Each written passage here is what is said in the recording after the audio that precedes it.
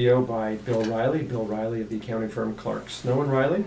Bill, Good morning, Jonathan. how are you today? I'm doing great. Good, good. Well, it's nice to see you again, and we see each other last week, this week. I feel like it's a weekly occurrence, but at least now it's across the desk here and a microphone in hand, so the world can join in. Exactly.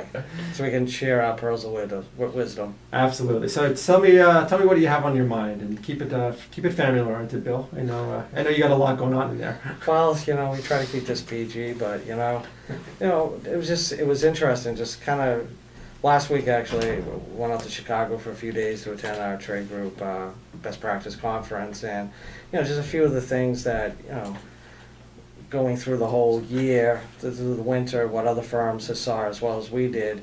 One of the kind of frightening thing is identity theft in terms of nowadays, more, corporations, individuals are required to file electronically for federal state taxes, and becoming a bigger and bigger issue where, you submit a tax return to the federal government, then the next day you get a notice back saying somebody else has already filed that return and tried to claim a refund.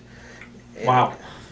And are these typically domestic entities or foreign entities, or who knows, rogue individuals somewhere? Yeah, a combination of all of the above, but it's it's frightening because then it's the onus is on our client to prove, get all these documents, paper file, and send it in. And just the idea of, all right, how did someone get their name, number, and social security number, or federal employer ID number, and I've always thought that federal employer numbers are much easier to obtain in a lot of ways than Social Security. Maybe I'm naive, but well, I think it seems to me they're out there all over the place. Well, they are. They're on every single piece of paper that a company files. Right. I mean, if I'm not mistaken, they're with the Secretary of State's office. You can go on their website and find them. They're on. Yeah, I mean, you can go through the Secretary of State. They're on all types of documents. So.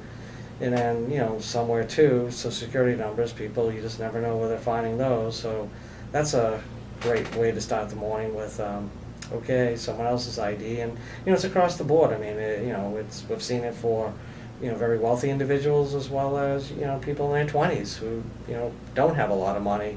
It's across the board. And, actually one of the presenters at the conference, identity theft was up 52% from the prior year. Wow. And they're projecting it just to keep going because that's the way it's. Now, it's more than just the hassle associated with it, because I'm assuming once that happens, sort of the violation happens, you've got to change all your accounts and your numbers and, credit cards. And it's like everything. Now you have to do your credit watch, you have to notify all the credit card companies.